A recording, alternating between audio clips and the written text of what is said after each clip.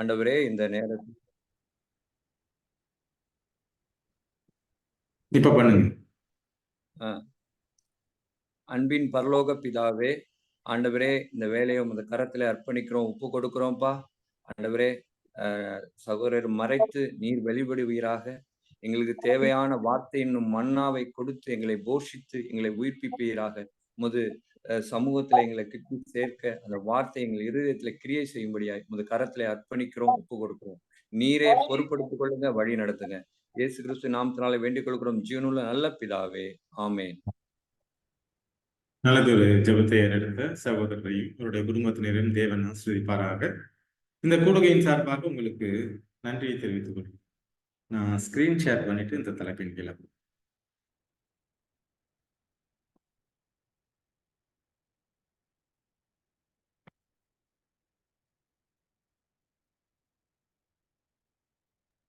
என்னோட ஸ்கிரீன் தெரியுதுங்களா ஷியாம்? சரிங்க சபா. சரிங்க ஷியாம், வந்துட்டேன். நம்ம இந்த நாள்ல பார்க்க போற தலைப்பு ஆப்ஸ்டினன்ஸ் அண்ட் சாங்கிட்டி. தலைப்பு வேற மாதிரி இருக்கும். ஆப்ஸ்டினன்ஸ்னா டெம்பரன்ஸ்னா என்னன்னு இச்சை அடக்கம். இச்சை அடக்கத்தினால எனக்கு என்ன கிடைக்கும்? சாங்கிட்டினா ஆக்சுவலா பரிசுத்தம் அப்படின்னு. இச்சை அடக்கத்தினால என்னுடைய சரீரத்துல பரிசுத்தம் கிடைக்கும், அதன் மூலமாக என்னுடைய ஆவிக்குரிய வாழ்க்கையில பரிசுத்தம் கிடைக்கும். இதான் அந்த நல்ல தலைப்பு, ஆப்ஸ்டினன்ஸ் அண்ட் சாங்கிட்டி. இச்சை அடக்கத்தினால எனக்கு என்ன கிடைக்கும், நான் எதுல இச்சை அடக்கமா இருக்கணுங்கிறத தலைப்பின் கீழே பார்க்க. அதுக்கு முன்பாக ஒரு வசனத்தை வாசிப்போம். பிரசங்கி 10வது அதிகாரம் 16வது வசனம். ராஜா சிறு பிள்ளையுமாய் பிரபுக்கள் அதிகாலமே உண்கிறவர்களுமாய் இருக்கப்பட்ட தேசமே உனக்கு ஐயோ. பாட்டுக்கு ரொம்ப ஆர்வம் கொடுக்கிற ஒரு தேசமே உங்களுக்கு ஐயோ அப்படின்னு பிரசங்கி என்ன பண்றாங்க சொல்கிறார். இன்னொரு வசனம் பிரசங்கி 10வது அதிகாரம் 17வது வசனம், அடுத்த வசனம். ராஜா குலமகனுமாய் பிரபுக்கள் வெறிக்க உண்ணாமல் பலன் கொள்ள ஏற்ற வேளையில் உண்கிறவர்களுமா இருக்கப்பட்ட தேசமே நீ பாக்கியம் உள்ளது. இதுல பாத்தீங்கன்னா ராஜா குலமகனுமாய் பிரபுக்கள் வெறிக்க உண்ணாமல், சாப்பாடு எதற்காக சாப்பிடணும்? பசிக்காக, ருசிக்காக சாப்பிடக்கூடாது. எதுல எனக்கு பலன் இருக்கும், நான் சாப்பிடுற சாப்பாட்டுல எந்த சாப்பாடு எனக்கு பலனை கொடுக்கணும், அந்த சாப்பாட்டை தான் நம்ம என்ன பண்ணணும்னா சாப்பிடணும் அப்படிங்கிறது தான் இதோடைய அர்த்தம். ராஜா குலமகனுமாய் பிரபுக்கள் வெறிக்க உண்ணாமல் பலன் கொள்ள ஏற்ற வேளையில், சரியான நேரத்துல எனக்கு எந்த உணவு பலத்தை கொடுக்கணும், என் உடலுக்கு ஆரோக்கியத்தை கொடுக்குமோ அந்த உணவு தான் ஒண்ணுங்கிறது தான் நம்ம இந்த வருஷத்துல 2 வருஷத்துலயும் பார்க்கணும். ஏன் இந்த டாபிக்கை சூஸ் பண்ணேன்னா, நம்மளுடைய பைபிள் ஸ்டடி குரூப்ல வர்ற ஒரு சிலர் கடந்த வாரம் ஹாஸ்பிட்டலுக்கு வந்திருந்தாங்க. அப்ப அந்த பசங்க சாப்பிட்ற உணவெல்லாம் ரொம்ப ஜங்க் ஃபுட்டா சாப்பிடுவாங்க அப்படின்னு ரொம்ப வருத்தப்பட்டாங்க. ஸோ அதனாலதான் இந்த ஜங்க் ஃபுட்னா என்ன, அதுல என்னென்ன கெமிக்கல்ஸ் இருக்கும், அதனால நம்ம உடலுக்கு என்னென்ன பாதிப்பு வரும், அதற்காக தான் இந்த தலைப்பை சூஸ் பண்ணுறது.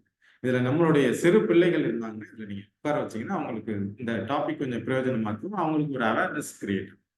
ஸோ அதனால இந்த டாபிக் உள்ள போறதுக்கு முன்பாக இன்னும் ஒரு சிறிய ஜபத்தை பண்ணிட்டு இந்த டாபிக்.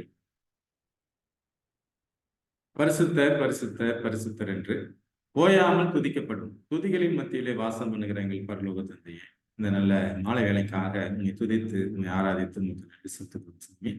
இந்த கடந்த வாரம் முழுவதும் எங்களை பாதுகாத்து பராமரித்து ஆற்றி தேற்றி எங்களுக்கு சுகத்தையும் பலத்தையும் கொடுத்ததற்காக ஸ்தோத்திரம் சாமி. இந்த புதிய நாளில் நாங்கள் ஒரு சில ஆரோக்கிய சத்தியங்களை பகிர்ந்து கொண்டிருக்கிறோம். தேவன் தாமே பேசுகிற அறிவை நிறத்தை வெளிப்பட வேண்டியதாக கெஞ்சுகிறோம் சாமி. இருக்கிற ஒவ்வொருவரையும் அவர்களுடைய குடும்பத்தினரையும் தேவன் ஆசீர்வதிக்கும்படியாக தெரிஞ்சுக்கிறோம். இந்த சத்தியங்களை புரிந்து கொள்ளக்கூடிய ஞானத்தை எங்கள் ஒவ்வொருவருக்கும் கொடுங்க. அதோடு கூட நாங்கள் புரிந்து கொண்டதை நாங்கள் எங்களுடைய வாழ்வில் கடைபிடிக்கிறதுக்கு உதவி செய்யுங்க. தொடர்ந்து இந்த இரக்கம் கிருபை இந்த நாள் முழுவதும் இருக்கட்டும், இந்த தலைப்போடு இருக்கட்டும், டெக்னிக்கல் இஷ்யூஸ் எதுவும் வராதபடி எல்லாவற்றையும் மீட்பராம் இயேசு கிறிஸ்துவின் நாமத்தில் கெஞ்சுகிறோம் நல்ல பிதாவே, ஆமென். 1 கொரிந்தியர் 9வது அதிகாரம். 1 கொரிந்தியர் 9வது அதிகாரம். 24வது வசனத்தை வாசிங்க.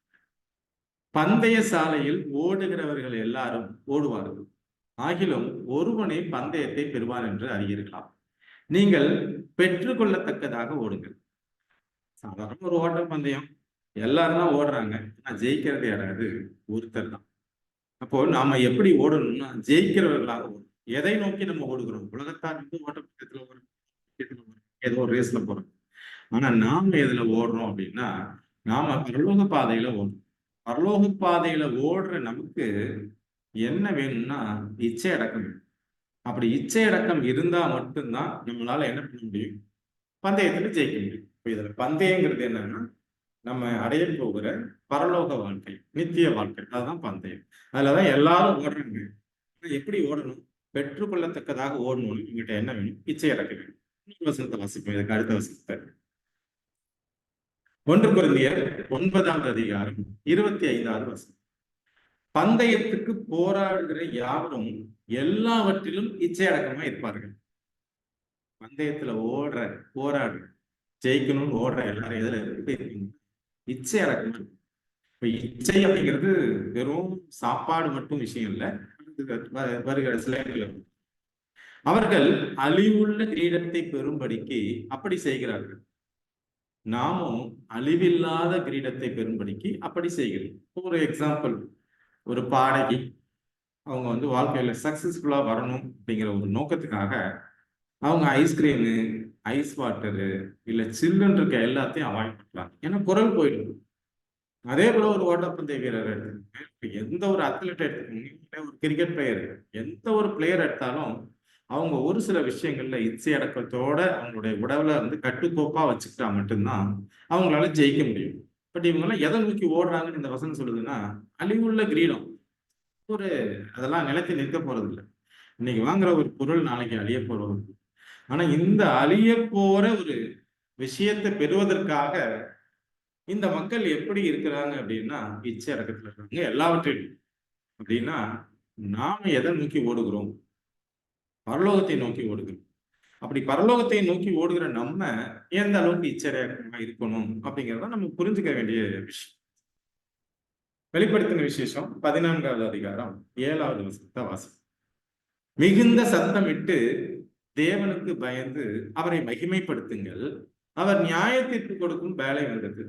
வானத்தையும் பூமியையும் சமுத்திரத்தையும் நீரூற்றுகளையும் உண்டாக்கினவரையே தொழுது கொள்ளுங்கள் என்று கூறினார். இது வந்து 3 தூதர்களின் தூதுல முதலாவது தூது. இதுல மகிமைப்படுத்துறது அப்படின்னா என்னன்னா, அவருடைய குணத்தை வெளிப்படுத்துகிறது. இப்ப அவருடைய குணத்தை வெளிப்படுத்துகிறது என்னுடைய கையில மட்டுமல்ல. நீங்க 1 கொரிந்தியர் 10:31 வாசிங்கன்னா, நீங்கள் உண்டாலும் குடித்தாலும் எதை செய்தாலும் தேவனுடைய நாமத்தின் மகிமைக்கென்று செய்யுங்கள் சொல்லி 1 கொரிந்தியர் 10:31 வாசிக்கிறது. நீங்க சாப்பிட்டாலும் சரி, குடிச்சாலும் சரி, இந்த உலகத்துல எந்த காரியத்தை செய்தாலும் சரி, அதுல தேவனுடைய குணம், தேவனுடைய கேரக்டரை நம்ம வெளிப்படுத்தணும். அதுதான் இதுல மகிமைப்படுத்துங்கள்னா நம்ம என்ன சொல்லணும்னா, தேவனுடைய குணத்தை வெளிப்படுத்தணும். அது சாப்பாடா இருக்கும், நீங்க செய்யற ஒவ்வொரு செயல், எந்த செயலாகட்டும், அதுல வந்து தேவனுடைய குணம் வெளிப்படும். ஸோ இந்த ஒரு இன்ட்ரடக்ஷனோட இந்த வசனங்களின் அடிப்படையில இந்த தலைப்பின் கீழே நம்ம வந்து போகலாம். முதல்ல வாட் இஸ் ஆப்ஸ்டினன்ஸ் அப்படின்னா, எல்லாம் என்கிட்ட இருக்கு, ஆனா நான் இருந்து என்ன பண்ணல, அதை நான் அவாய்ட் பண்றேன். அது சாப்பாடாகட்டும், இல்ல தண்ணீராகட்டும், இல்ல மற்ற எந்த விஷயங்களாகட்டும். பொதுவா என்ன சொல்லுவோம், நம்ம வந்து பட்டினிங்கிறது என்னன்னா இல்லாம இருந்து பட்டினி. ஆனா உபவாசம் இருக்கிறேன், இல்ல ஃபாஸ்டிங் இருக்கிறேன்னா என்கிட்ட விஷயங்கள் இருக்கு, ஆனா நான் என்ன பண்றேன்? அவாய்ட் பண்றேன். இதுதான் நம்ம புரிஞ்சுக்கிறது. என்கிட்ட விஷயங்கள் இருக்கு, அதை தவிர்க்கிறேன். ஸோ இதுதான் இச்சை அடக்கம். ஏன் தவிர்க்கிறேன்னா, நான் ஒரு பந்தயத்துல ஓடிட்டு இருக்கேன், ஏன்னா அழிவில்லாத ஒரு கிரீடத்தை பெறதுக்காக ஓடிட்டு இருக்கேன். அதனால நான் என்ன பண்றேன்? இச்சை அடக்கத்தோட இருக்கேன். ஸோ எதுல எனக்கு இச்சை அடக்கம் அப்படிங்கிறது, முதல்ல உணவு, எந்தெந்த மாதிரி உணவு. அடுத்தது என்னுடைய சந்தோஷங்கள், நான் போடுற ட்ரெஸ்ஸு, சிகரெட் பிடிக்கிறேன்னா இல்லையா, இல்லை நான் ஆல்கஹால் யூஸ் பண்றேன்னா இல்லையா, நான் யூஸ் பண்ற மருந்து மாத்திரைகள், இது போல நிறைய விஷயங்கள் இருக்கு. இதுல நம்ம ஒரு சில விஷயங்களை குறித்து நம்ம முதலாவது நம்ம உணவை குறித்து பார்க்கலாம். அப்போ ஒரு பந்தயத்துல ஓடுறோன்னா எந்த மாதிரி உணவு பழக்க வழக்கத்துக்குள்ள இருக்கணும், எதை தவிர்க்கணும். ஏன்னா என்னுடைய உணவுக்கும் என்னுடைய சரீரத்துக்கும் சம்பந்தம் இருக்கு. ஃபர்ஸ்ட். ரெண்டாவது, என்னுடைய உணவுக்கும் என்னுடைய ஆவிக்குரிய வாழ்க்கை, என்னுடைய மனசுக்கும் சம்பந்தம் இருக்கு. இதுல மனசுங்கிறது எங்க இருக்குன்னு மூளையில முன்பகுதியில ஃப்ரான்டல் லோப். மூளையை வந்து 4 லோபா பிரிப்பாங்க. இதுல முன்னாடி இருக்கிறது ஃப்ரான்டல் லோப், அடுத்தது இந்த சைடுல இருக்கிறது டெம்பரல் லோப்னு சொல்லுவாங்க, மேல சென்டர்ல இருக்கிறது பரைட்டல் லோப், பின்பக்கம் இருக்கிறது ஆக்சிபிட்டல் லோப். இப்போ எனக்கு மனசு அப்படின்னா என்னன்னா என்னுடைய முன் மூளை, த ஃப்ரான்டல் லோப், அததான் மனசு. தேவன் என் மூலம் எதன் மூலமாக என்கிட்ட பேசுறாரு அப்படின்னா என்னுடைய ஃப்ரான்டல் லோப் மூலமா தான் என்கிட்ட பேசுறாரு. நான் தேவன் கூட எதன் மூலமா பேசுறேன்னா என்னுடைய ஃப்ரான்டல் லோப், அதுதான் மனசு, அதுதான் மனசுன்னு சொல்றோம். அங்கதான் எல்லா வகையான ஹையர் ஃபங்க்ஷன்ஸ் இருக்கு. என்னுடைய நினைவாற்றல் ஆகட்டும், என்னுடைய சந்தோஷம், துக்கம், நான் எடுக்கிற முடிவுகள், என்னுடைய லேட்ரல் திங்கிங், நல்லது எது கெட்டது எதுன்னு பிரிச்சு பார்க்குற விஷயங்கள், இது எல்லாமே எங்க இருக்குன்னா என்னுடைய முன்மூளை, ஃப்ரான்டல் லோப். அதுல ப்ரீ ஃப்ரான்டல் கார்டெக்ஸ் நிறைய பகுதிகள் இருக்கு. ரொம்ப இன்டெப்த் போனா அது சயின்டிஃபிக்கா போய். ஸோ என்னுடைய முன்மூளை இது மூலமா தான் நான் இதை தான் மனசுன்னு சொல்றோம். இது மூலமா தேவனுக்கு நான் பேசுறேன். அப்போ ஒரு சாத்தா என்ன பண்றான்னா தேவனை விட்டு என்னை பிரிக்கணும்னா என் ஃப்ரான்டல் லோப அஃபெக்ட் பண்ணா போதும். நான் என்ன பண்ணுவேன், ஆட்டோமேட்டிக்கா தேவனை விட்டு பிரிஞ்சு எடுத்துருவேன். நான் ஆல்கஹால் யூஸ் பண்றாலும் என் ஃப்ரான்டல் லோப் தான் அஃபெக்ட் ஆகும். நான் ஸ்மோக்கிங் பண்ணாலும் என் ஃப்ரான்டல் லோப் தான் அஃபெக்ட் ஆகும். நான் ஒரு சில தவறான உணவு பழக்கம் அது என்னதான் எதை தான் அஃபெக்ட் பண்ணும், ஃப்ரான்டல் லோப். அப்போ ஃப்ரான்டல் லோப் அஃபெக்ட் ஆச்சுன்னா நான் தேவன் பேசுறதை என்னால கேட்க முடியாது. ஸோ இதுதான் மெயின். இப்போ உணவின் மூலமாக என்னுடைய ஆவிக்குரிய வாழ்க்கை, என் மனது பாதிக்கப்படும். ரெண்டாவது, உணவின் மூலமாக என் சரீரம் பாதிக்கும். உணவின் மூலமாக என்னுடைய சரீரம் எப்படி பாதிக்கப்படுது, உணவின் மூலமாக என்னுடைய ஆவிக்குரிய வாழ்க்கை எப்படி அப்படிங்கிறது தான். முதலாவது நம்ம உணவை எடுத்துக்கோம். முதலாவது உணவு எடுத்துட்டீங்கன்னா இந்த உணவுல முதல்ல ஃபுட் அடிட்டிவ்ஸ்ன்னு சொல்லுவோம். ஃபுட் அடிட்டிவ்ஸ்னா ஒரு உணவை ருசி உள்ளதாக மாற்றுவதற்கு அல்லது இது கெட்டு போகாம இருக்கிறதுக்கு, அதோடைய ஷேப் டேஸ்ட்டை கடைசி வரைக்கும் மெயின்டைன் பண்றதுக்கு அதுல ஒரு சில பொருட்களை சேர்க்கிறாங்க. இதான் ஃபுட் அடிட்டிவ்ஸ்ன்னு சொல்றோம். இந்த ஃபுட் அடிட்டிவ்ஸ்ல பாத்தீங்கன்னா முதல்ல நம்ம சிறு பிள்ளைகளை வந்து அட்ராக்ட் பண்ணணும்னா கலர், ஃபுட் கலர் அப்படின்னு சொல்லி போடுவாங்க. இயற்கையான கலராகவும் இருக்கலாம், செயற்கையான கலராகவும் இருக்கலாம். ஸோ இது வந்து மெயினா ஃபுட் அடிட்டிவ்ஸ்ல பாத்தீங்கன்னா முதலாவது கலரிங் ஏஜென்ட்ஸ். இந்த கலரிங் ஏஜென்ட்ஸ் இப்போ ஜாங்கிரியா நம்ம சாப்பிட்றோம் அப்படின்னா அந்த ஜாங்கிரியில வந்து என்ன கலர் சேர்க்கிறாங்க, அது வந்து ஒரு இவ்வளவுதான், அது அலௌடா, அது ஆர்டிபிஷியலா அல்லது நேச்சுரலா நமக்கு தெரியாது. ஆனா நமக்கு எல்லாத்துக்கும் ஜாங்கிரி பிடிக்கும், ஜாங்கிரி. இல்ல கேக், இப்போ கேக்ல பாத்தீங்கன்னா விதவிதமான பர்த்டே கேக்ல விதவிதமான பொம்மைகள் போடுறாங்க, இல்ல குழந்தையோடைய போட்டோவே அதில் போடுறாங்க. அந்த ரியல் பிக்சர்ல அவங்க சேர்க்கறது சிந்தட்டிக்கா இல்ல நேச்சுரலா அப்படின்னா நம்ம அதெல்லாம் பார்க்கணும். இதனால என்ன பாதிப்பு. இது போல நம்ம சாப்பிட்ற எல்லா உணவுகள்லையும், குறிப்பாக வீட்டுல சமைக்கிறதை விட்டு கடையில வாங்குற எல்லா உணவுகள்லையும் ஏதோ ஒரு வகையில ஒரு நிறைய கெமிக்கல் வந்து சேர்க்கப்படுது. அது ஐஸ்கிரீம் ஆகும். ஐஸ்கிரீம்ல பாத்தீங்கன்னா ஐஸ்கிரீம் பிடிக்காதவங்க யாரும் இருக்க மாட்டாங்க. பிஸ்தானா உண்மையான அதுல பிஸ்தா கலர் சேர்க்கிறாங்களா, இல்ல பிளாக் கரண்ட்னா உண்மையான பிளாக் கரண்டா அப்படின்னா எல்லாமே ஃபிளேவர்ஸ் தான். அந்த ஃபிளேவர்ஸ்னா என்னங்கிறது தான் பார்க்கணும். ஸோ முதலாவது கலரிங் ஏஜென்ட்ஸ், ரெண்டாவது அதுல சேர்க்க போற ஃபிளேவர், மூணாவது அது ஸ்டெபிளைஸா ரொம்ப நாள் இருக்கிறதுக்காக சேர்க்கிறது, அடுத்தது நாலாவது திக்னஸ், கரெக்டான கன்சிஸ்டன்சி கொண்டு வருது, அடுத்தது ரொம்ப நாள் கெட்டு போகாம இருக்கிறதுக்கு. நம்ம குழந்தைங்களுக்கு கொடுக்குற பால் பவுடர் எடுத்துக்கோங்களேன். பால் பவுடர் எடுத்துட்டீங்கன்னா ஒரு டின் பால் பவுடருக்கு 4 லிட்டர் பால் தேவை. அந்த 4 லிட்டர் பாலை காய்ச்சினா தான் ஒரு டின் பால் பவுடர் கிடைக்கும். அந்த பால் பவுடரும் ஒரே நாள்ல கெட்டுடும். ஸோ அந்த ஒரு வருஷம் அவன் என்ன பண்றாங்க, பிரிசர்வேட்டிவ்ஸ் போடணும். அந்த பிரிசர்வேட்டிவ்ஸ்னால என்ன பாதிக்கும், நம்ம காமனா பிள்ளைகள் யூஸ் பண்ற செரிலாக்கோ இல்லை நெஸ்டமோ இல்லை ஃபேரக்ஸோ எந்த ஒரு ஃபுட் ஐட்டமா இருக்கட்டும், பேக்கடு ஃபுட் ஐட்டமா இருக்கும், அவங்க மக்கள் மத்தியில அது சாப்பிட்டா என் குழந்தை குண்டாகும். ஆனா இந்த ஃபுட் ஐட்டத்துல அவன் என்ன பிரிசர்வேட்டிவ்ஸ் போடுறான் அப்படிங்கிறதான் பார்க்கணும். ஒவ்வொன்றா கலரிங் ஏஜென்சி எப்படி இருக்கு, ஃபிளேவரிங், இதெல்லாம் பார்க்கணும். முதலாவது கலரிங் ஏஜென்ட்ஸை பத்தி பார்க்கணும். கலரிங் ஏஜென்ட்ஸுங்கிறது எல்லாமே சிந்தட்டிக் டைஸ். வந்து நேச்சுரல் ஐட்டம் இருக்கு, ஆனா யாருமே நேச்சுரல் இடத்துலாம் யாரும் யூஸ் பண்ண மாட்டாங்க. மோஸ்ட்லி வீட்டில் வேணா அவங்க செய்யறவங்க நேச்சுரல் ஐட்டம் யூஸ், மோஸ்ட்லி எல்லாம் என்ன பண்றாங்கன்னா சிந்தட்டிக் டையை தான் யூஸ் பண்றாங்க. எதுக்காக, இந்த அப்பியரன்ஸ், ஏன்னா பார்த்த உடனே ஒரு அட்ராக்ட் பண்ற கலர்ல இருந்தாலும் எல்லாருக்குமே பிடிக்கும், இப்படி கொண்டு வந்துட்டாங்க. முதல்ல அது அப்பியரன்ஸ்க்காக என்ன பண்றாங்கன்னா அது வந்து கலரிங் ஏஜென்ட்ஸை சேர்க்கிறாங்க. ஏகப்பட்ட கலர்ஸ் இருக்கு. இந்த கடந்த ஒரு 50 வருஷத்துல பாத்தீங்கன்னா 500 டைம்ஸ் இந்த டை கன்சப்ஷன் வந்து ரொம்ப அதிகமாயிருக்கு அப்படின்னு ஒரு ஆராய்ச்சி. ஸோ 500 பங்கு இந்த கலரிங் ஏஜென்ட்ஸ் வந்து அதிகமாக யூஸ் பண்றாங்க. இதெல்லாம் அப்ரூவ்டே கிடையாது. பொதுவாக யூஎஸ்எஃப்டிஏ அப்ரூவல்ஸ். இது அப்ரூவலே இல்லாத கலரிங் ஏஜென்ட் தான் நம்ம ஊர்ல இருக்கிறவங்க எல்லாம் வாங்கி யூஸ் பண்றாங்க. ரொம்ப சீப்பா கிடைக்கிற ஒரு ஸோ எல்லாமே சிந்தட்டிக் கலர் தான். ஆனா அந்த சிந்தட்டிக் கலர் இல்லாம நேச்சுரல் கலரும் இருக்கு. நீங்க இந்த பிக்சர்ல பாக்குற ஐட்டங்கள் பீட்ரூட்ல இருந்து ஒரு கலர் எடுக்கிறாங்க, கேரட்ல இருந்து, இல்ல மஞ்சள்ல இருந்து, இல்ல பப்பாளி பழத்துல இருந்து, இல்ல குங்குமப்பூல இருந்து, இல்ல பெர்ரி, இல்ல சர்க்கரையை கூட அவங்க என்ன பண்றாங்கன்னா அதை லைட்டா தண்ணியை ஊற்றி அதை சூடு பண்ணும்போது கெராமல்னு ஒரு கலர் கிடைக்குது. இப்போ நேச்சுரல் அல்வாலாம் கெராமல் கலர் தான் சாப்பிட்ற அல்வா, அதாவது ஒரு சில ஒரிஜினல் அல்வா. மற்றபடி நிறைய ஃபுட் கலர்ஸ் இருக்கு. ஸோ நேச்சுரல் கலர் இருக்கு, அதை தயாரிக்கிறது ரொம்ப செலவு. ரெண்டாவது, இதுக்கு யாரும் அவ்வளவு தூரம் மெனக்கட்டுறதெல்லாம் கிடையாது. இதெல்லாம் எடுத்து பவுடர் பண்ணி அரைச்சி எல்லாம் யாரும் விற்கிறது கிடையாது. அப்ப என்ன பண்றாங்கன்னா ஈஸியா கிடைக்கிற மைக்க ஆன் பண்றாங்க, மைக்க வந்து ஆஃப் பண்ணி வச்சிருக்காங்க. ஸோ இயற்கையா யாரும் கலரிங்கை யூஸ் பண்றது இல்லை, எல்லாமே கெமிக்கல்ஸ். இதுதான் நம்ம பார்க்குற இந்த கலரிங். ஸோ ஃபுட் கலர் மெயினா என்னென்ன வருதுன்னா நீங்க பாத்தீங்கன்னா இந்த E133, E132, E143, இங்க ஒவ்வொரு ஃபுட்லையும் அந்த பேக்கெட்ல பாத்தீங்கன்னா இந்த ஈன்னு போட்டிருப்பாங்க, யூரோப்பியன் கலர். இது எல்லாமே கெமிக்கல் தான். இப்போ ஈன்னு போட்டிருந்தாலே அது என்னென்ன ஷேடுங்கிறது இதுல இருந்து வரும். இந்த ஈன்னு போட்டிருப்பாங்க. நீங்க நூடுல்ஸ் பாக்கெட் எடுத்து பார்த்தா கூட அதுல ஈ போட்டிருப்பாங்க. ஸோ எல்லாமே ஆர்டிபிஷியலான கலர்ஸ். இது எல்லாமே கெமிக்கல் கலர். அதனால இந்த கலரிங் ஏஜென்ட்ஸை முடிஞ்ச வரைக்கும் நம்ம வந்து குழந்தைங்களுக்கு கொடுக்கறது மட்டும் இல்லை, நம்மளுமே அவாய்ட் பண்ணலாம். இதனால என்ன சைடு எஃபெக்ட்னா மெயினா அலர்ஜி. ஸோ ஒரு 22 வருஷம் ஆகுது நான் ப்ராக்டிஸ் ஸ்டார்ட் பண்ணேன்.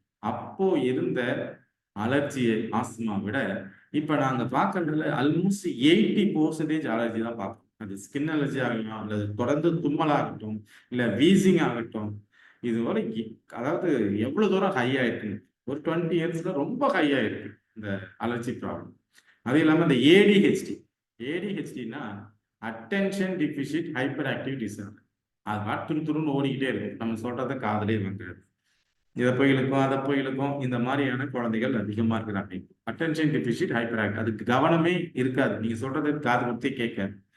இதெல்லாம் காரணம் இந்த ஃபுட் கலர்ஸ். மெயினா allergy, attention deficit hyperactive disorder, அடுத்தது புற்றுநோய்கள். இது எல்லாமே இந்த கலர்னால வருது. ஸோ நம்ம பிள்ளைகளுக்கு செயற்கையான கலர் போட்ட ஐட்டங்களை முடிஞ்ச வரை வாய்ட் பண்றதுக்கு முயற்சி செய்யும். அது மட்டும் இல்லாம வேற என்னென்ன இவ்வளோ பிரச்சனைகள் இருக்கு. நைட்ல யூரின் போறதுல இருந்து, ஷாக்கு வர்றதுல இருந்து, கன்ஃபியூஷன், காது பிரச்சனை, ஃப்ரஸ்ட்ரேஷன், கான்சென்ட்ரேஷன் போறது, மூடு ஸ்விங் ஆகுறது, தூக்கமின்மை, டெம்பர் டேண்ட்ரம்னா இங்க ஒரு 11 மாசம் 10 மாசத்து குழந்தைக்கு ஏதாவது ஒண்ணு கேட்டு கொடுக்கல அப்படின்னா அது தலையை போய் சோத்துல முட்டிக்கும், தரையில போய் முட்டிக்கும், அப்படியே உருந்துக்கிட்டு கையும் காலையும் வச்சுட்டு அழுது. ஸோ நம்ம என்ன பண்ணுவோம், ஐயோ குழந்தை கத்திக்கிட்டு அழுதுன்னு அதை வாங்கிக்கணும். இதுக்கு பேர் தான் டெம்பர் டேண்ட்ரம்ஸ். 10 monthsலேயே இது ஸ்டார்ட் ஆகும். ஒரு பொருள் கேட்கிறோம், வாங்கி கேட்குது குழந்தை, அது நமக்கு நல்லது இல்லைன்னு தெரியுது, கொடுக்கலன்னா உடனே அந்த இடத்துக்கே உருண்டுக்கிட்டு அழுகுறது தான் டெம்பர் டேண்ட்ரம். ஸோ இதுக்கு என்ன நாங்கள் ட்ரீட்மெண்ட்டே சொல்றோம் அப்படின்னா, குழந்தைக்கு ஒன்றும் பெரிய பாதிப்பு இல்லாத இருக்கிற வரைக்கும் நம்ம என்ன பண்ணோம், அந்த இடத்த விட்டு வெளியே தள்ளி போயிடும். ரூம்குள்ள அழுகுதான், அந்த ரூம் விட்டு வெளியே போயிடுச்சுன்னா ஆட்டோமேட்டிக்காக அது வெளியே போயிடும். நம்ம என்ன பண்ணுவோம், ஐயோ குழந்தை அழுகுது, போய் சோத்துல அடிச்சு தூக்கம் செய்யணும். அப்போ அது கொஞ்சம் கொஞ்சமா அடமெண்ட் பிஹேவியர் இருக்கு. அதான் டெம்பர் டேண்ட்ரம்னு சொல்லுவாங்க, வயலண்ட் அவுட்புட்ஸ். இது எல்லாத்துக்குமே இந்த ஃபுட் கலர் மெயினா காரணம். இது எங்கேருந்து எடுக்கிறாங்கன்னா மெயினா பெட்ரோலியம் ப்ராடக்ட்லேருந்து எடுக்கிறாங்க. இதுதான் நம்ம பார்க்குறது முதலாவது கலரிங் ஏஜென்ட். அதனால என்ன, அது எதுலேருந்து எடுக்கிறாங்க, அதனால என்ன சைட் எஃபெக்ட். அடுத்தது ஃப்ளேவரிங். ஒரு ஃபுட்டுக்கு ஃப்ளேவர் கொடுக்கறது. நம்மளே பேசுவோம், இது வந்து இந்த ஃப்ளேவரு, இது வெண்ணிலா ஃப்ளேவரு. வெண்ணிலா ஃப்ளேவர்லாம் ஒரிஜினல் வெண்ணிலாலாம் பயங்கர காஸ்ட்லி. வெண்ணிலா பீன்ஸ் இருக்கிறது. இப்போ நம்ம ஒரு ஃபாரின் கண்ட்ரிக்கு போகிறோம், ஒரு 500 ரூபா ஒரு ஐஸ்கிரீம் இருக்குதுன்னா நம்ம ஊரில் 5 ரூபாய்க்கு கொடுக்குறோம். அந்த 500 ரூபாய் ஐஸ்கிரீம்னா அவன் என்ன பண்ணுறான், ஒரிஜினல் எக்ஸ்ட்ராக்டை சேர்க்கும், வெண்ணிலாவோட ஒரிஜினல் எக்ஸ்ட்ராக்ட். ஆனால் நம்ம ஊரில் 135 ரூபாய்க்கு வெண்ணிலா எசன்ஸ், அதாவது 50 ரூபாய்க்கு வெண்ணிலா எசன்ஸ் வாங்கினா அதை வச்சு 100-200 ஐஸ்கிரீம் செய்யும். ஸோ இது ஃபுல்லாகவே கெமிக்கல் தான். நமக்கே தெரியும், பிளாக் கரண்ட் ஆகட்டும், இல்லை ராஜ்போ ஆகட்டும், இல்லை வந்து நீங்க நம்ம யூஸ் பண்ற காமனா யூஸ் பண்ற ஸ்ட்ராபெரி, இன்னைக்கு என்ன பிஸ்தா, மேங்கோ, ஆரஞ்சு எல்லாமே ஃப்ளேவர் தான். ஒரு உண்மையான அந்த ஃப்ரூட்டோடைய எக்ஸ்ட்ராக்டே கிடையாது. இது எதுக்காகனா அந்த மெயினாக அந்த டேஸ்ட்டுக்காகவும் அந்த ஃப்ளேவருக்காகவும். ஸோ இது எல்லாமே உண்மையானது கிடையாது. இது எல்லாமே ஆர்டிஃபிஷியல். ஆனால் உண்மையான ஃப்ளேவர் இருக்கு. இப்போ காஸ்ட்லி, யாரும் அந்த அளவுக்கு எடுத்து அதை யூஸ் பண்ணுறதுல நீங்கள் பார்த்தீங்கன்னா அதில் உண்மையான நேச்சுரலான ஐட்டங்கள் இருக்கு. அப்போ நேச்சுரலான ஐட்டங்கள் அதுக்கு ஈக்குவலா அதே மாதிரி நேச்சுரல் ஐட்டங்களை வச்சு செய்கிற ஃப்ளேவரிங் ஏஜென்சி இல்லாம மெயினா யூஸ் பண்றது நேச்சுரல் ஐடென்டிக்கல் ஃப்ளேவரிங் நிறைய பேர் யூஸ் பண்றது 99% யூஸ் பண்றது என்ன ஆர்டிபிஷியல் ஃப்ளேவரிங். இது எல்லாமே கெமிக்கல் டை தான். இது எதுலேருந்து எடுக்கிறான்? இது பார்த்தீங்கன்னா க்ரூட் ஆயில், மெயினா க்ரூட் ஆயில் தான் எடுக்கிறாங்க. இதை வந்து முடிஞ்ச வரைக்கும் நம்ம பிள்ளைகளுக்கு அவாய்ட் பண்ணலாம். இதில் ஒரு சில natural flavouring agents lemon and ஆரஞ்சுன்னு பார்த்தீங்கன்னா சிட்ரால்னு ஒரு கெமிக்கல். இந்த பக்கம் பனானா லைக் ஃப்ளேவர்னு பனானா கிடையாது, அமைல் அசிட்டேட்னு ஒரு கெமிக்கல். இந்த பக்கம் பாதாம் ஃப்ளேவர்னா அது பென்சால்டிகை. இங்கே அசிட்டோனின்னா அது பட்டர் ஃப்ளேவர் கெமிக்கல். கோகனட் ஃப்ளேவர்னா அது கூட எல்லாமே கெமிக்கல் தான். ஹனி ஃப்ளேவர்னா யூஸ் பண்ணுற எல்லாமே உண்மையான நேச்சுரலான ஐட்டங்களே கிடையாது, எல்லாமே கெமிக்கல். இதனால என்னென்ன பிரச்சனைகள், வேற என்னென்ன வருது? மீத்தைல் ஆந்திரனைலேட் அப்படின்னா கிரேப் ஃப்ளேவர், பெப்பர் ஃப்ளேவர் இருக்கு, மென்தோல். இது போல ஒவ்வொரு ஃப்ளேவருக்கும் என்னென்ன கெமிக்கல், ஆர்டிஃபிஷியல் கெமிக்கல் யூஸ் பண்றாங்க பிக்சர்ல. ஸோ இதனால என்ன சைடு எஃபெக்ட்? முதல்ல கார்சினோஜெனிக்னா என்னன்னா கேன்சர். இந்த ஃப்ளேவரிங் ஏஜென்ட்ஸ்னால தான் நிறைய பேருக்கு, குழந்தைங்களுக்கு கேன்சர். ஃபியூச்சர்ல ஒரு பர்டிகுலர் இயர்லேயே பார்த்தீங்கன்னா நிறைய பேருக்கு கேன்சர், ஆஸ்துமா, வயிறு பிரச்சனைகள், ஸ்கின் பிரச்சனை. அடுத்தது டிஎன்ஏவே டேமேஜ் ஆகுது. தொடர்ச்சியாக நம்ம சாப்பிட்றது டிஎன்ஏ டேமேஜ் ஆகுது அப்படிங்கிற ஒரு பிரச்சனை. இதனால மரபணு குறைபாடுகள், நிறைய மரபணு குறைபாடுகள் உள்ள குழந்தைகள் பிறக்கிறதுக்கு காரணம் இந்த ஃப்ளேவரிங் ஏஜென்ட்ஸ். மூன்றாவது ப்ரிசர்வேட்டிவ்ஸ். ஸோ ரொம்ப நாள் வச்சு நம்ம யூஸ் பண்ற மில்க் பவுடர்ஸா இருக்கலாம், இல்லை வந்து food products, even Horlicks, boost, அந்த மாதிரி ஐட்டங்கள் எல்லாத்துலையும் எதுல எல்லாம் சர்க்கரை போடுறோமோ மூட்டு முறுக்கோ அதிரசமோ பார்த்தீங்கன்னா 10 நாள்ல சிக்கு வராச்சு. அதே அவங்களும் சுகர் ஐட்டம் போட்டு தான் கொடுத்தாங்க. ஈவன் பிஸ்கெட்ஸ் எடுத்துக்கோங்க, 6 மாசம் கெட்டு போகாது, நீங்க எத்தனை வருஷம் வச்சிருந்தாலும் கெட்டு போகாது. இப்போ அதுல என்ன போடுறாங்கன்னா ப்ரிசர்வேட்டிவ்ஸ் போடாம எதையுமே செய்ய முடியாது. ஸோ இந்த எல்லாமே நம்மளுடைய உடலை வந்து என்ன பண்ணுதுன்னா பிரச்சனைக்குள், அது கெட்டு போகாம இருக்கிறதுக்காக அதுல சேர்க்கிற சோடியம் நைட்ரேட், பென்சாயிக் ஆசிட், இது எல்லாமே கெமிக்கல்ஸ் தான். வேற என்னென்ன கெமிக்கல்ஸ்? எக்ஸாம்பிள் மெயினா மீனுக்கு என்ன யூஸ் பண்ணுவாங்க? நேச்சுரல் தான், சால்ட். ஆனாலும் பிபி ஸ்ட்ரோக்கை உண்டாகும். எவ்வளோக்கு எவ்வளோ நம்ம சோடியத்தை, உப்பு அதிகம் சேர்க்கிறோமோ அந்த அளவுக்கு பிபியும் பக்கவாதமும் வர்றதுக்கு வாய்ப்பு அதிகம், ஹார்ட் அட்டாக் வர்றதுக்கு வாய்ப்பு அதிகம். ஜாமா அதில் பார்த்தீங்கன்னா அதிக ஹை சுகர், அதுவும் ஒபிசிட்டியும் டயபிட்டிஸ் உண்டாகும் வாய்ப்பு அதிகம். சோடியம் நைட்ரேட்ல வந்து பர்கரு, சாசேஜ், இதெல்லாம் கேன்சரு. பென்சாயிக் ஆசிட் இருக்கு எல்லா சாசேஜ்லையும், அதுவும் அட்டென்ஷன் டிஃபிஷியன்ட் ஹைப்பர் டிசார்டர், அதுவும் கேன்சர். சல்ஃபர் டை ஆக்சைடு பார்த்தீங்கன்னா எல்லா ஃப்ரூட் ஜூஸ்லையும், ஆர்டிஃபிஷியல் ஃப்ரூட் ஜூஸ்ல சல்ஃபர் டை ஆக்சைடு சேர்த்துருப்பாங்க. இது என்னன்னா ஆஸ்துமா அலர்ஜி, இந்த மாதிரி நிறைய பிரச்சனைகள் இந்த ப்ரிசர்வேட்டிவ்ஸ். அடுத்தது ஸ்டெபிளைசர். ஸோ ரொம்ப நாள் அது அப்படியே இருக்கணும், கெட்டு போகாம அது ஒரு கெமிக்கல், அந்த ஸ்ட்ரக்சர் அப்படியே மெயின்டைன் ஆகும். ஸ்டெபிளைசர் யூஸ் பண்ணுங்க. இதுல என்னென்ன ஸ்டெபிளைசர் யூஸ் பண்றாங்க? இந்த காமன் ஃபுட் ஸ்டெபிளைசர்ஸ்லாம் நீங்க அதை பார்த்துக்கலாம். அல்ஜினிக் ஆசிட், அகார் அகார், இது மாதிரி நிறைய ஜெலாட்டின், பெக்டின், லெசித்தின், இது மாதிரி நிறைய ஸ்டெபிளைசர் வந்து இந்த காலத்துல யூஸ் பண்ணிட்டு, இதனால வர்ற side effect digestive problem, nerve disorders.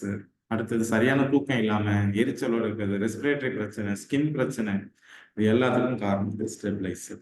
அடுத்தது திக்னஸ்.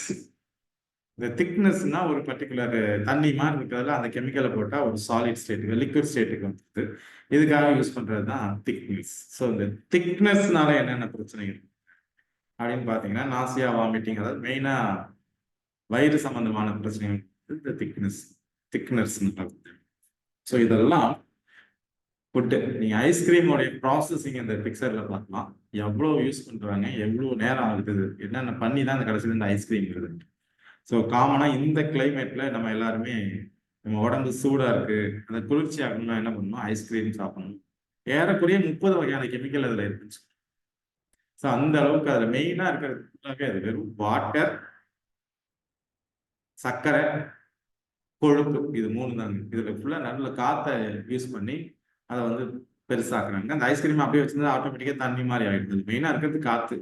அதிகப்படியான கொழுப்பு இருக்கும். அதனால இந்த டேஸ்ட் எக்ஸஸ் ஆஃப் மேல அந்த மேல் லேயர்லயே பயங்கர கொழுப்பு இருக்கும் அப்படின்னு சொல்லுவாங்க. ரெண்டாவது பயங்கர சுகர் இருக்கும். சில்னஸ்னால நமக்கு சுகர் கம்மியா தெரியும். சில ரொம்ப ஹை சுகர் உள்ள item, high calorie. So ice cream எல்லாம் இந்த கிளைமேட்ல முடிஞ்ச வரைக்கும் அவாய்ட் பண்ணலாம். இது எந்த கடையில போய் நான் வாங்கி நல்ல கடையில வாங்கி கொடுத்தாலும் அது வந்து கெடுதல் தான். ஏதோ என்னைக்கோ ஒரு நாளைக்கு ஆசைக்குன்றதை விட விட்டுட்டு டெய்லி வாங்கி தர்றது, வாரத்துல 2 நாள் வாங்கி தர்றது, இதெல்லாம் கண்டிப்பா நீங்க என்ன. ஸோ இது வரைக்கும் நம்ம பார்த்தது இச்சையடக்கம். மெயினா இந்த உணவு பழக்கம், எந்த உணவு பழக்கங்களுக்கும் மெயினா இந்த ப்ரிசர்வேட்டிவ்ஸ், கெமிக்கல்ஸ், இந்த மாதிரி நிறைய விஷயங்கள் இருக்கு. நம்ம இதுல பார்க்கறது ஃபுட் அடிட்டிவ்ஸ் மட்டும்தான் நம்ம பார்த்தோம். மற்றது நம்ம ஃபுட் அடிட்டிவ்ஸ் மட்டும் பார்க்கறது. இதுல ஒரு 5 விஷயத்தை பார்த்தோம். அடுத்தது பிளஷர்ஸ். பிளஷர்ஸ் எதெல்லாம் எனக்கு சந்தோஷத்தை கொடுக்கும்? பேச்சு. கடவுளுக்கு கொடுக்க வேண்டிய நேரத்தை விட்டுட்டு நம்ம என்ன பண்ணுவோம்? வெட்டியா நேரத்தை உட்காந்து சொல்லணும். ஸோ தேவையில்லாத பேச்சு, மற்றவங்களை பற்றின பேச்சு, வேற வேற காரியங்களை குறித்தின பேச்சு. அடுத்தது மீடியா. இதெல்லாம் எனக்கு சந்தோஷத்தை கொடுக்கும். எல்லா வகையான மீடியா, எதை யூஸ் பண்ற, வாட்ஸ்அப்ல இருந்து, ஃபேஸ்புக்ல இருந்து, யூடியூப்ல இருந்து, எது வேணா எனக்கு சந்தோஷத்தை கொடுக்குது. ஆனா கடவுளோட நேரத்தை அது எடுத்து. அடுத்தது ஸ்லீப்பு. நான்காவது டிராவலை குறித்து நான் ஒரு சில அது வந்து கான்ட்ராவர்சி இருக்கு, பார்க்கலாம். கொஞ்சம் சக்கரை போட்டு ஒரிஜினலா நல்லா தயார் பண்ணி. ஸோ பிளஷர்ஸ் அப்படிங்கிறதுல முதல்ல ஸ்பீச், ஒரு வசனத்தை வாசிப்போம். 1 சாமுவேல் 2:3. இனி மேட்டுமையான பேச்சை பேசாதீர்கள், அகந்தையான பேச்சு உங்கள் வாயிலிருந்து புறப்பட வேண்டாம். கர்த்தர் ஞானமுள்ள தேவன், அவர் செய்கைகள் யதார்த்தம் அல்லவா அப்படின்னு சாமுவேல் பேசுறாரு. அப்போ என்ன பேச்சு? அகந்தையான பேச்சு இருக்கக்கூடாது, மேட்டுமையான பேச்சு இருக்கக்கூடாது. இயேசு கிறிஸ்து எப்படி இந்த உலகத்துல வாழ்ந்தப்ப பேசிருக்கோம், அந்த மாதிரியான தாழ்மையான பேச்சு தான் நம்மகிட்ட இருக்கணும். யாக்கோபு 1 அதிகாரத்துல வாசிப்போம். நம்ம எப்படி வாசிக்கிறோம் அப்படின்னா, கேட்கிறதற்கு தீவிரமாயும், ஒரு விஷயத்த நல்ல விஷயங்களை ஒருத்தர் சொல்றாருன்னா நம்ம என்ன பண்ணணும்? கேட்கிறதற்கு தீவிரமா இருக்கணும். பேசுவதற்கு பொறுமையாய், பேசுவதற்கு என்ன பண்ணணும்? பொறுமையா சொல்றத நம்ம பேசுறதுல அவசரப்படக்கூடாது. இன்னொருத்தவங்கள்ட்ட கேட்கிற விஷயத்துல தான் நம்ம கவனமா இருக்கணும். நம்ம என்ன பண்ணக்கூடாது? அதிகமா பேசக்கூடாது. ஸோ பேசுகிறதுக்கு பொறுமையா, கேட்கறதுக்கு தீவிரமா இருக்கும் அப்படின்னு வந்து ஒரு வசனம் வாசிக்கணும். யாக்கோபு 1 அதிகாரம். அதனால என்னுடைய பேச்சு எப்படி இருக்கு? மேட்டிமையான பேச்சு இருக்கக்கூடாது, அகந்தையான பேச்சு இருக்கக்கூடாது, எப்பவுமே தாழ்மை இருக்கும். மெயினா பேசுறதை விட கேட்கறது. நீதிமொழிகள் 16:5 மற்றும் 18. மன மேட்டிமை உள்ளவனும் கர்த்தருக்கு அருள், கையோட கை கோர்த்தாலும் அவன் தண்டனைக்கு தப்பான். அழிவுக்கு முன்னானது அகந்தை, விழுதலுக்கு முன்னானது. அப்போ அகந்தையான பேச்சு என்கிட்ட இருக்கக்கூடாது. என்னுடைய பேச்சு எப்படி இருக்கும்? தாழ்மையா இருக்கணும், கேட்கறது. ஸோ முதலாவது என்னுடைய பேச்சு எப்படி இருக்கணும்ன்றதை பார்ப்போம். ஸோ பேச்சுல கூட என்ன வேணும்? இச்சை அடக்க வேணும். கேட்கறதுக்கு தான் அதிக ஆர்வம் காமிக்கணும். தேவையில்லாத விஷயங்களை பேசக்கூடாது. அகந்தையான பேச்சு, பெருமையான பேச்சு, மேட்டிமையான பேச்சு இருக்கக்கூடாது. இச்சை அடக்கத்துல பார்க்கிறோம். 2வது மீடியா. கலாத்தியர் 5:21 பொறாமைகள், கொலைகள், வெறிகள், களியாட்டுகள் முதலான. இதை வந்து நம்ம என்ன பண்ணிக்கிறது? களியாட்டுகள் அப்படிங்கிறது நமக்கு எதுல வந்து? சினிமா, டிவி, இல்லை சோசியல் மீடியாக்கள், வாட்ஸ்அப்பு, யூடியூப்பு, ஃபேஸ்புக்கு, இன்ஸ்டாகிராம், இது எல்லாமே நமக்கு இருக்கக்கூடாது என்று கலாத்தியர் 5 இருக்கும். அம்சத்தின் கிரியைகள், ஆவியின் கனிகள்ங்கிற அந்த சீரீஸ்ல இருக்கிறதுல களியாட்டுகள் இருக்கக்கூடாது. இப்படிப்பட்டவர்களை செய்கிறவர்கள் தேவனுடைய ராஜ்யத்தை சுதந்திரிப்பதில்லை என்று முன்னே நான் சொன்னது போல இப்பவும் உங்களுக்கு சொல்லுகிறேன்னு சொல்லிட்டு பவுலார் நமக்கு ஆலோசனை சொல்றாரு. இப்ப களியாட்டுகள் அப்படிங்கிறதுல நமக்கு இச்சை அடக்கம் வேணும். முடிஞ்ச வரைக்கும் தேவையில்லாத விஷயங்களை தவிர்க்கிறதுக்கு முயற்சி பண்ணணும். ஏன்னா இதை நான் லைட்டா உள்ள போயிட்டு நுழைஞ்சிட்டோம்னா அதனால வைக்கவே முடியல, பெரியவங்களால வைக்க முடியல, அப்படியே உள்ள போயிட்டே இருக்கும். பார்த்தா ரொம்ப நேரம் டைம் செலவாயிடுது. அப்ப களியாட்டுகளுக்கு முக்கியத்துவம் கொடுக்க கூடாது. அப்படி செய்கிறவர்கள் என்ன பண்ண மாட்டாங்க? தேவனுடைய ராஜ்யத்தை சுதந்திரிப்பதில்லை என்று அவர் சொல்றாரு. ஏன் நம்ம வந்து களியாட்டுகளை அவாய்ட் பண்ணி சொல்றோம்னா, நம்ம ஏற்கனவே பார்த்துருக்கோம். நம்ம இருக்கிறது இப்போ த டே ஆஃப் அட்டோன்மெண்ட். அதாவது இயேசு கிறிஸ்து இப்போ ஜட்ஜ்மெண்ட்டுக்குள்ள இருக்கிறார். ஜட்ஜ்மெண்ட்டுக்குள்ள இருக்கிறவரு என்னைக்கு வேணா வெளியே வரலாம். இந்த வெளியே வரதான் 2ஆம் வருகைன்னு சொல்றோம். இப்போ நம்மளுடைய புஸ்தகங்கள் அங்க திறக்கப்பட்டுட்டு இருக்கு. நமக்கு ஜட்ஜ்மெண்ட் கொடுக்கப்பட்டுட்டு இருக்கு. ஸோ அந்த காலத்துல அந்த டே ஆஃப் அட்டோன்மெண்ட் 7வது மாசம் 10ஆம் தேதி இந்த இஸ்ரேல் ஜனங்கள் அதுதான் அவங்க வந்து பாவ நிவாரணம். அந்த நாள்ல எல்லாரும் அந்த ஆலயத்துக்கு முன்னாடி பிரதான ஆசாரியன் மகா பரிசுத்த ஸ்தலத்துக்குள்ள தேவனுக்கு அந்த நியாயத்திற்குள்ள போகும்போது இங்க இருக்கிறவங்க எல்லாம் எப்படி பண்ணுவாங்க? குப்புரை தான் படுத்திருப்பாங்க. வெளியில வந்து யாருக்கு வந்து யாருடைய பாவங்கள் மன்னிக்கப்பட்டது, யாருடைய பாவங்கள் மன்னிக்கப்படலைன்னு தெரியாது. ஸோ அந்த நேரத்துல அவங்க என்ன குப்புரை படுத்திருப்பாங்க. பிரதான ஆசிரியர் வெளியே வந்து யாருடைய அந்த நம்ம நெஞ்சில போட்டிருக்கிறதுல அந்த 12 லைட்ல எது மின்னுது அப்படிங்கிறத பார்த்து அவங்க கொண்டு இதெல்லாம் நம்ம ஏற்கனவே பார்த்துருக்கோம். அப்ப நாம இருக்கிறது இயேசு கிறிஸ்து வந்து மகா பரிசுத்தல முடிச்சிட்டாரு. இங்க ஜட்ஜ்மெண்ட் ஓடிட்டு இருக்கு. ஜட்ஜ்மெண்ட் முடிச்சுட்டு எப்ப வேணா வெளியே வர போறாரு. அப்போ அந்த நாள்ல இஸ்ரேல் ஜனங்கள் எப்படி குப்புறப்படுத்துக்காங்களோ அந்த மாதிரிதான் நம்ம இருக்கணும் ஒழிய நம்ம என்ன பண்ணணும், களியாட்டுகள்ல நேரத்தை செலவிடக்கூடாது.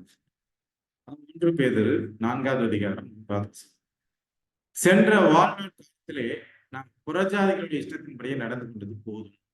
இப்பொழுது நாம் காம விகாரத்தையும் துர் இச்சைகளை நடப்பித்து மதுபானம் பண்ணி களியாட்டு செய்து வெறி கொண்டு அருவருப்பான விக்கிரகத்தை செய்தோம். ஒரு காலத்துல செஞ்சு வந்தோம். இப்ப நமக்கு விஷயம் தெரியுது. நம்ம என்ன பண்ணணும்? இதுல இருந்து வெளியே வரணும். அடுத்தது 3வது எனக்கு சந்தோஷம் கிடைக்கிறது தூக்கம். ஒரு சராசரியா நம்ம ஆல்ரெடி ஸ்லீப்னு ஒரு தலைப்பின் கீழே பார்த்துருக்கோம். ஒரு சராசரியான மனிதன் தூங்குறது 7ல இருந்து 9 மணி நேரம் போகும். அதுவும் கண்டினியூஸ் ஸ்லீப் நைட்ல மட்டும்தான் 7 to 9 hours. மினிமம் 7 hours ஒரு மனிதனுக்கு தூக்கம் வந்து அவசியம். அப்பதான் நமக்கு உடல் ஆரோக்கியம் கிடைக்கும். ஆனா இந்த நீதிமொழிகள் 20:13 என்ன சொல்றதுன்னா, தூக்கத்தை விரும்பாதே, விரும்பினால் தரித்திரனாவாய், கண் விழித்திரு, அப்பொழுது ஆகாரத்தை திருப்தி ஆகும். தூங்கிட்டு இருந்தா எனக்கு என்ன கிடைக்காது? சாப்பாடு கிடைக்காது, தரித்திரன். இப்ப தூங்குறதுனா என்னன்னா, இந்த 7 மணி நேரம் 8 மணி நேரமான இதை விட்டுட்டு இன்னும் அதிக நேரம் தூங்கு. நீதிமொழிகள் 6, 9, 10, 11. சோம்பேறியே, நீ எவ்வளவு நேரம் படுத்திருப்பாய்? எப்பொழுது உன் தூக்கத்தை விட்டு எழுந்திருப்பாய்? இன்னும் கொஞ்சம் தூங்கட்டும், இன்னும் கொஞ்சம் உறங்கட்டும், இன்னும் கொஞ்சம் கைமுடி கொண்டு நித்திரை செய்யட்டும் என்பாய். இப்போ தூக்கம் சரியான நேரத்துல இருக்கும்போது அது நமக்கு நன்மை பயக்குது. ஆனா தூக்கம் அதிகமாகும் பொழுது நமக்கு பிரச்சனைகளாக நடக்குது. நீதிமொழிகள் 24:34. உன் தரித்திரம் வழிபோக்கனை போலவும் உன் வறுமை ஆயுதம் அணிந்தவளை போலவும் வரும். எப்போ? அதிகப்படியான தூக்கத்துக்குள்ளும். சோ பிள்ளைகள் இப்போ இந்த லீவ் நாள்ல இருக்கும்போது பாத்தீங்கன்னா 9 மணிக்கு படுத்துட்டு காலையில 9 மணி. இது வந்து சரியான ஒரு கிறிஸ்தவ வாழ்க்கை முறை அல்ல. 7 மணி நேரம் 8 மணி நேரம் அதுக்கு மேல உங்களுக்கு தூக்கம் தேவை. ஸோ அதிகாலையில எழுதுறது, தேவனை தேடுறது, இதெல்லாம் வந்து ஸோ பிள்ளைகள் இந்த விஷயத்துல கவனம் இருக்குது. தேவன் நமக்கு ஆலோசனை சொல்கிறார். அடுத்தது டிராவல். ஆக்சுவலா டிராவல் பத்தி ரொம்ப டிஸ்கஷன் வேணாம், கான்ட்ரவர்சி தேவையில்லை. அடுத்தது ட்ரெஸ். இந்த ட்ரெஸ் விஷயத்துல 1 தீமோத்தேயு 2வது அதிகாரம் 9 மற்றும் 10 வசனங்களை வாசிப்போம். எப்படி ஒரு கிறிஸ்தவ பெண்ணோ இல்ல ஆணோ ட்ரெஸ் போடணும். ஸ்திரீகளும் மயிரை பின்னுதலினாலாவது, பொன்னினாலாவது, முத்துக்களினாலாவது, விலையேற பெற்ற வஸ்திரத்தினாலாவது தங்களை அலங்கரியாமல். சோ பவுல் எப்படி ஆலோசனை சொல்றாரு அப்படின்னு பாத்தீங்கன்னா, அப்படியே விதவிதமா தலைய பின்னாதீங்க, இஷ்டத்துக்கு நகையை போட்டுக்காதீங்க, ரொம்ப விலையுயர்ந்த வஸ்திரத்தை ஆலயத்துக்கு போகும்போது விலையுயர்ந்த ரொம்ப வஸ்திரத்தை போடாதீங்க. இன்னும் சொல்ல போனா ஆலயத்துக்கு போடுறதுக்கு நம்ம தனி ட்ரெஸ் வச்சிருக்கணும். ஒரு கிறிஸ்தவ வாழ்க்கையில பாத்தீங்கன்னா, நான் ஆலயத்துக்கு போகும்போது இந்த ட்ரெஸ் வந்து மற்றவங்க கண்ணை உறுத்தக்கூடாதுங்கிறது கரெக்டா இருக்கும். ஏன்னா நம்ம சொல்லுவா ஃபங்க்ஷனுக்கு போற ட்ரெஸ்ஸை ஆலயத்துக்கு போடக்கூடாதுன்னு ஒரு ஆலோசனை சொல்லுவாங்க. அதனால ட்ரெஸ் விஷயத்துல ஆலயத்துக்கு போது டீசென்டான ட்ரெஸ் பவுல் சொல்றாங்க. விலையேறப்பட்ட வஸ்திரத்தினாலும் தங்களை அலங்கரியும். அப்ப எதனாலதான் அலங்கரிக்கணும்? தகுதியான வஸ்திரத்தினாலும், நாணத்தினாலும், தெளிந்த புத்தியினாலும், தேவ பக்தியுள்ளவர்கள் என்று சொல்லிக் கொள்கிற ஸ்திரீகளுக்கு ஏற்றபடியே நற்கிரிகளினாலும் தங்களை அலங்கரிக்க வேண்டும். அப்போ ஒரு ஸ்திரீக்கு தலையை பின்றது, நகை போடுறது, விலையேறப்பெற்ற வஸ்திரம் போடுறது மாதிரி அதை வச்சு தானே அலங்கரிச்சுக்காம கேரக்டர்னால என்ன பண்ணணும்னா, பக்தியிலையும் கேரக்டர்லயும் அவங்க அலங்காரத்தை காண்பிக்கணும். இப்ப ஒரு குணமுள்ள ஒரு ஸ்திரீயா அவங்க பவுல் நமக்கு கொடுக்குற ட்ரெஸ் விஷயத்துலயும் என்ன பண்ணணும்னா கவனமா இருக்கும். இதேதான் பேதுரு சொல்றாரு. 1 பேதுரு 3:3-5. மயிரை பின்னி பொன்னாபரணங்களை அணிந்து உயர்ந்த வஸ்திரங்களை உடுத்திக் கொள்ளுதல் ஆகிய எல்லாரு வேற என்ன பேசிட்டு இருக்காப்புல. மயிரை பின்னி பொன்னாபரணங்களை அணிந்து உயர்ந்த வஸ்திரங்களை உடுத்திக் கொள்ளுதல் ஆகிய புறம்பான அலங்கரிப்பு உங்களுக்கு அலங்காரமாயிராமல் அழியாத அலங்கரிப்பாகிய சாந்தமும் அமைதல் உள்ள ஆவியாகிய இருதயத்தில் மறைந்திருக்கிற குணமே உங்களுக்கு அலங்காரமா இருக்கிறது. அதுவே தேவனுடைய பார்வையில் விலையேறப்பட்டது. இப்படியே பூர்வத்தில் தேவனிடத்தில் நம்பிக்கையா இருந்த பரிசுத்த ஸ்திரீகளும் தங்களுடைய புருஷர்களுக்கு கீழ்ப்படிந்து தங்களை அலங்கரித்தார்கள். சோ வஸ்திரம் கூட எப்படி உடுத்தணுங்கிறது நமக்கு வேதாகம் சொல்லி கொடுக்குது. அதனாலதான் ஒரு சில சபைகள் என்ன பண்றாங்க, ட்ரெஸ் நகை இதெல்லாம் போடாததுக்கு காரணம் இந்த 2 வசனங்கள். ஏன் ஒரு சில சபைகள்ல அவங்க அதாவது பொன்னாலான நகைகள் அணிய மாட்டாங்க. ஏன் அவங்க ரொம்ப மேக்கப்லாம் போட மாட்டாங்க. தேவை அப்படின்றது கேரக்டர். அது ஆணாகட்டும் பெண்ணாகட்டும், கேரக்டர் தான் அவங்களுடைய வாழ்க்கையில முக்கியமா இருக்கக்கூடிய இந்த அலங்கரிப்புக்கு முக்கியத்துவம் கொடுக்கக்கூடாதுன்னு போடாம. ஒரு ட்ரெஸ் விஷயத்துல நம்ம என்ன பண்ண வேண்டியதா இருக்குன்னா கவனமாக இருக்க வேண்டியது. அடுத்தது வேதாகமம் இன்னொரு ஆலோசனை சொல்லுது.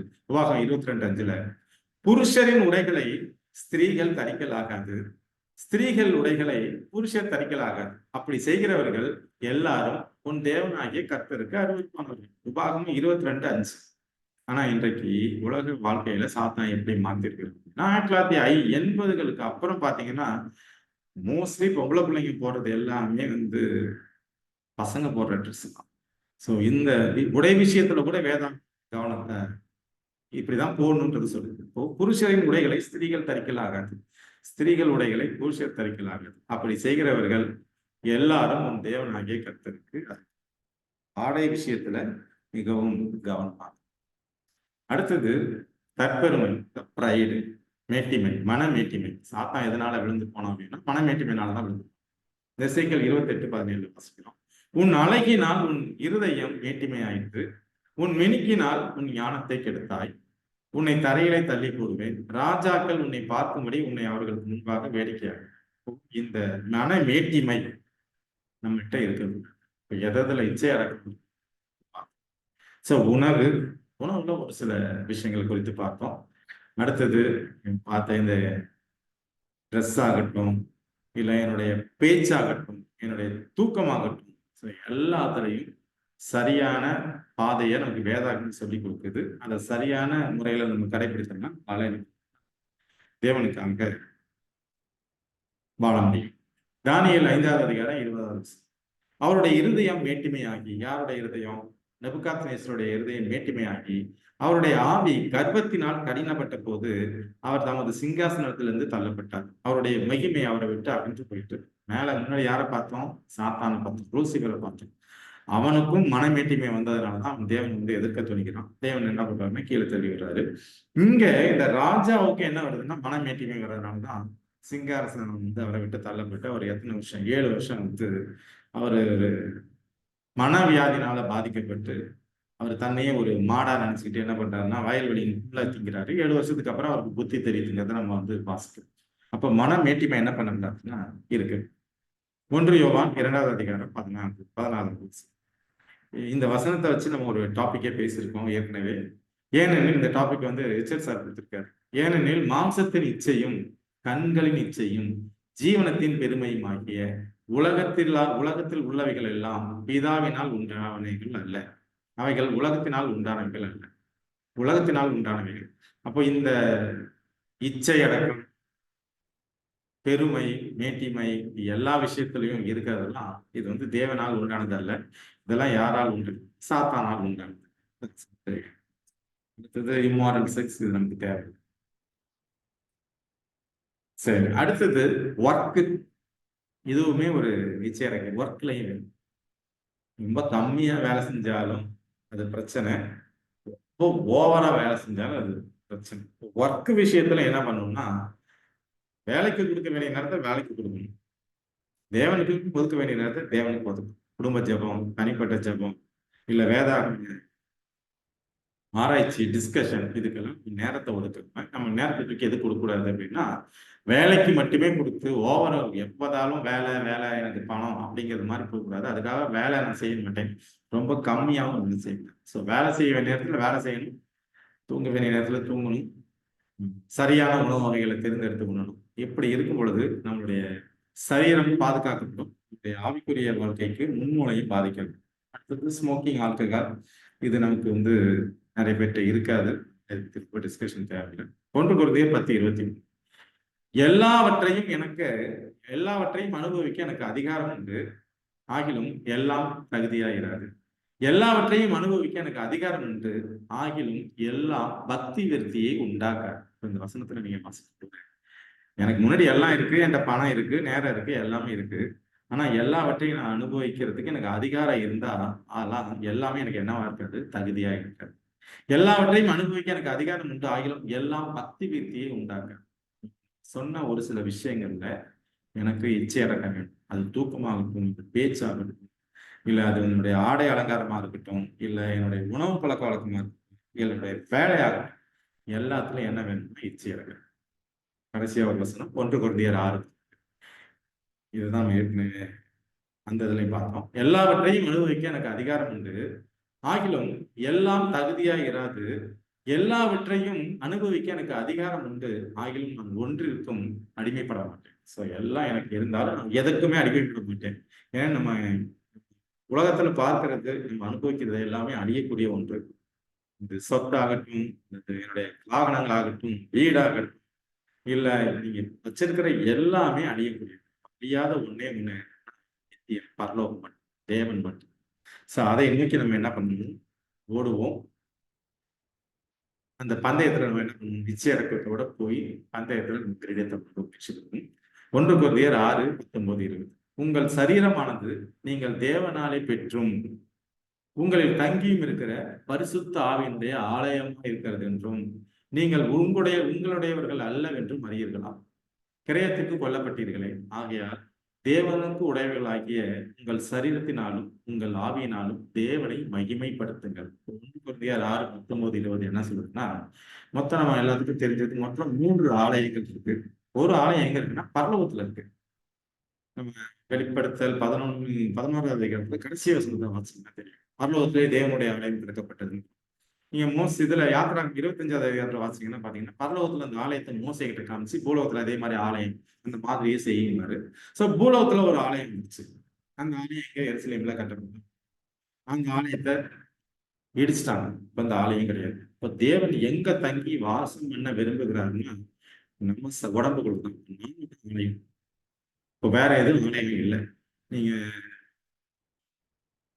வெளிப்படுத்தல் 17வது அதிகாரத்துல, வெளிப்படுத்தல் 7வது, வெளிப்படுத்தல் 7:42 நினைக்கிறேன், வெளிப்படுத்தல் அப்போஸ்தலர் 7:42, அப்போஸ்தலர் 17:24 2 வசனங்களையும் வாசிங்கன்னா, தேவன் கைகளால் கட்டப்பட்ட ஆலயத்துல வாசம் பண்ணுகிறது இல்லை அப்படிங்கிற வசனம். இப்போ தேவன் கைகளால் கட்டப்பட்ட ஆலயத்துல வாசம் பண்ணுகிறது இல்லை, ஏன்னா அவர் விண்ணுக்கும் மண்ணுக்கும் ஆண்டவர். அப்ப அவர் எங்கதான் தங்கி வாசம் பண்ண விரும்புகிறாருன்னு, சரீரமாகிய ஆலயத்துல தங்கி வாசம் பண்ண விரும்புகிறார்.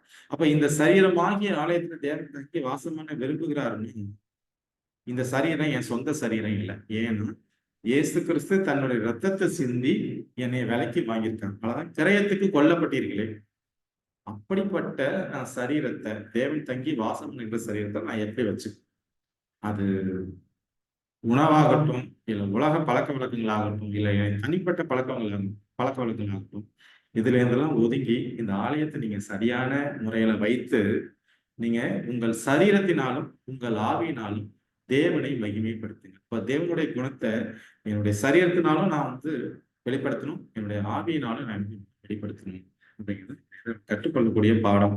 இப்ப இதுல கற்றுக்கிற பாடம், இந்த சரீரம் தேவன் தங்கி வாசம் பண்ணுகிற ஆலயம். இந்த சாப்பிட்டாலும் சரி, குடிச்சாலும் சரி, எதை செய்தாலும் தேவனுடைய குணத்தை அதில் வெளிப்படுத்தணும். அப்படி வெளிப்படுத்தினாதான் தேவனுடைய பிள்ளை. இந்த ஒரு குணத்தை நம்ம அனைவரும் வெளிப்படுத்துவோம். ஸோ இச்சை அடக்கத்தோடு கடைசியா ஒரு வசனம், வெளிப்படுத்தின விசேஷம் 21:7. ஜெயம் கொள்ளுகிறவன் எல்லாவற்றையும் சுதந்திரித்துக் கொள்வான். நான் தேவனாய் இருப்பேன், அவன் என் குமாரனாய். ஜெயம் கொள்ளுகிற எல்லா இதுல இச்சை அடக்கத்துல ஜெயிக்கிற எண்ணத்தை சுந்தரிச்சுக்கணும் அப்படின்னா பரலோகத்தை சுதந்திரத்துக்கு. இந்த இச்சை அடக்கத்தோடு வாழும் இந்த வாய்ப்பை கொடுத்த தேவனுக்கும் இந்த கூடுகையில் பங்கு பெற்றவங்க அனைவருக்கும் என்னுடைய நன்றியை தெரிவித்துக் கொண்டேன். இதுல ஏதாவது கேள்விகள் இருந்தால் கேட்கும்.